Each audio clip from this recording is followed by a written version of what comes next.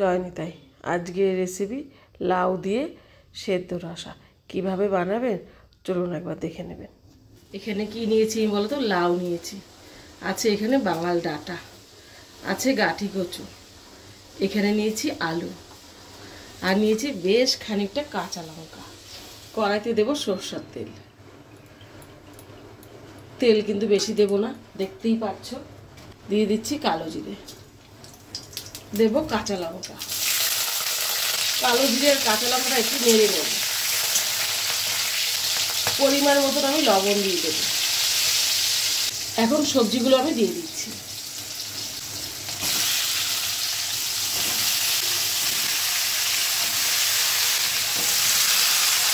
ভালো করে আমি এবার নেড়ে দেব।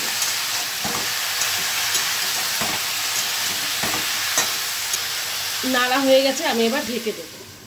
ঢাকনাটা খুলে একটু নেড়ে দেব।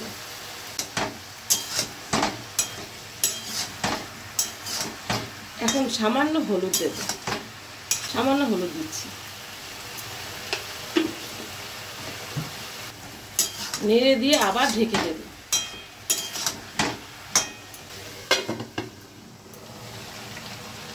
কাঁচা লঙ্কা আবার দিয়ে দেব।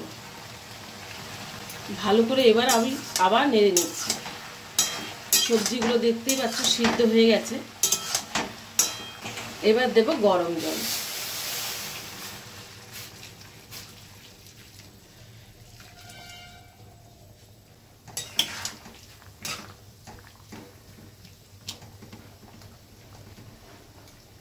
এখন দেব আমি একটু মেথি। মেথির গন্ধটা বেশ ভালো লাগে। এখন দেব একটু মিষ্টি। ভালো করে নেড়ে নিচ্ছি। ঢাকাটা খুলে দেব। এবার দেব কিছুটা ধনেপাতা। ধনেপাতা দিয়ে দেখো ভালো করে আমি নেড়ে নিলাম।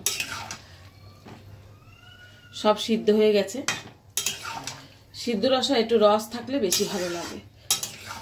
আমার ছেলে তো বেশি পছন্দ করে এই সিদ্ধ রসাটা। সিদ্ধ রসা রেডি হয়ে গেছে। ভালো লাগলে লাইক, শেয়ার, কমেন্টসে কিন্তু জানাবে।